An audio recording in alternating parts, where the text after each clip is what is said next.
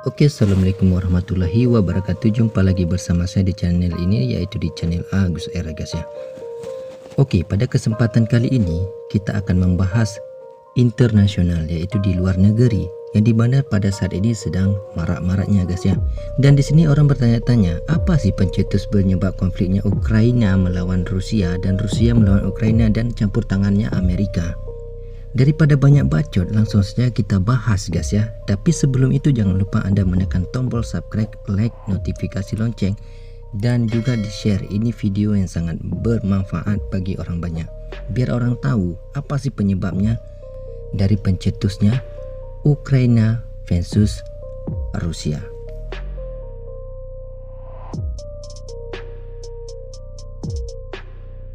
Di sini kita ambil garis besarnya adalah penyebab konflik Rusia dan Ukraina sebenarnya apa sih?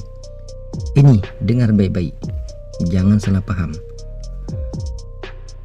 Oke, penyebab konflik Rusia dan Ukraina kembali jadi sorotan dunia guys.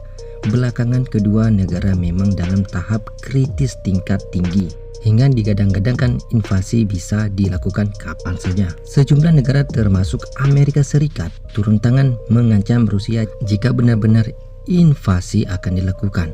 Bahkan Amerika Serikat dan sejumlah negara-negara mengirim bantuan berupa peralatan militer ke Ukraina jika benar-benar rencana invasi akan dilakukan oleh Rusia. Lalu apa yang menjadi penyebab konflik Rusia dan Ukraina? Penyebab konflik Rusia dan Ukraina sejarah singkatnya begini guys. Sekitar 1,200 tahun yang lalu Ukraina dan Rusia lahir di tepi sungai Dnieper di Kievan Rus. Kievan Rus negara aditya abad pertengahan yang mencakup sebagian besar Eropa Timur. Meski begitu, Rusia dan Ukraina berbeda jauh secara bahasa, sejarah hingga politiknya. Presiden Rusia Vladimir Putin berulang kali mengklaim bahwa Rusia dan Ukraina adalah satu bagian dari peradaban Rusia, yang juga mencakup Belarusia. Namun klaim itu dibantah oleh Ukraina.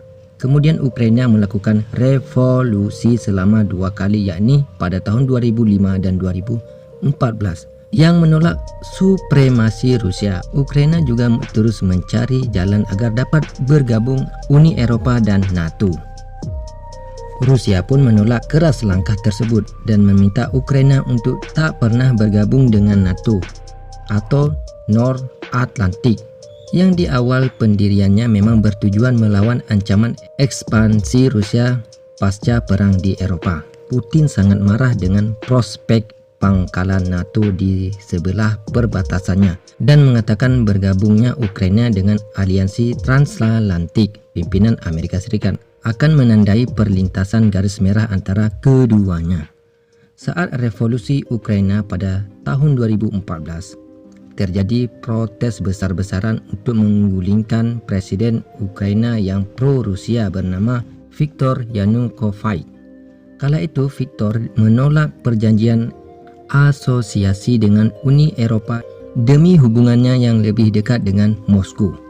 Saat pergulingan Viktor, Rusia mencaplok semenanjung Crimea di Ukraina dan mendorong pecahannya sebuah pemberontakan separatis di timur Ukraina. Saat itu, Ukraina dan Barat menuduh Rusia mengirim pasukan dan senjatanya untuk mendukung pemberontakan di Rusia. Rusia membantahnya dan menuduh orang Rusia yang bergabung dengan separatis adalah sukarelawan. Pada tahun 2015 dengan penengah Prancis dan Jerman, Rusia dan Ukraina melakukan perjanjian damai untuk mengakhiri pertempuran skala besar. Namun, Upaya tersebut gagal mencapai penyelesaian politik. Uni Eropa dan Amerika Serikat telah memberlakukan serangkaian tindakan sebagai tanggapan atas tindakan Rusia di Crimea dan Ukraina Timur, termasuk sanksi ekonomi yang menargetkan individu. Kremlin menuduh Ukraina memicu ketegangan di timur negara itu dan melanggar perjanjian gencatan senjata. Oke, dan kemudian di sini kita akan melihat alasan Rusia serang Ukraina, guys. November 2021, citra satelit memperlihatkan penumpukan pasukan baru Rusia di perbatasan dengan Ukraina. Ukraina menyebut Rusia telah memobilisasi 100.000 tentara bersama dengan tank dan perangkat keras militer lainnya. Di tanggal 7 Desember 2021, Presiden Amerika Serikat Joe Biden memperingatkan Rusia tentang sanksi ekonomi dari Barat jika menyerang Ukraina.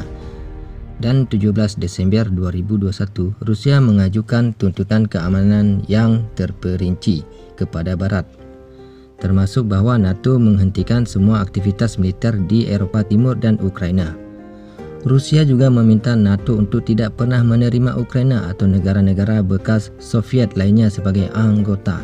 Dan kemudian pada tanggal 3 Januari tahun 2022, Biden meyakinkan Presiden Ukraina Volodymyr bahwa Amerika Serikat akan menanggapi dengan tegas jika Rusia menginvasi Ukraina.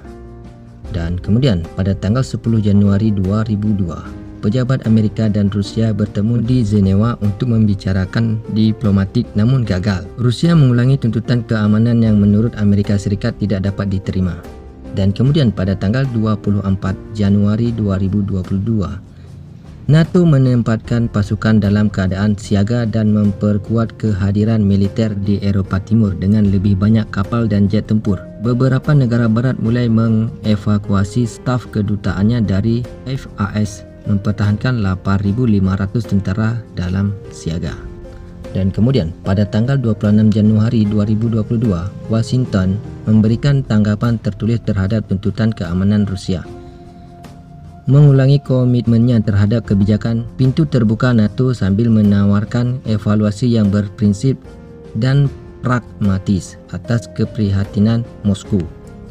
Dan kemudian pada tanggal 27 Januari 2022, Biden memperingatkan kemungkinan invasi Rusia pada Februari. Dan tanggal 28 Januari 2022, Presiden Rusia Vladimir Putin mengatakan tuntutan keamanan utama Rusia belum ditanggapi, tetapi Moskow siap untuk terus berbicara. Presiden Ukraina Zelensky memperingatkan Barat untuk menghindari menciptakan kepanikan yang akan berdampak negatif terhadap perekonomian negaranya. Dan pada tanggal 31 Januari 2022, Amerika Serikat dan Rusia berdebat tentang krisis Ukraina pada sesi tertutup khusus Dewan Keamanan PBB. Duta Besar Amerika Serikat untuk PBB Linda Thomas mengatakan kepada Dewan bahwa invasi Rusia ke Ukraina akan mengancam keamanan global. Utusan Rusia untuk PBB Vasily menuduh Washington dan sekutunya mengobarkan ancaman perang, di mana Rusia terus menyangkal tudingan secara invasi. Diskusi tentang ancaman perang sangat provokatif.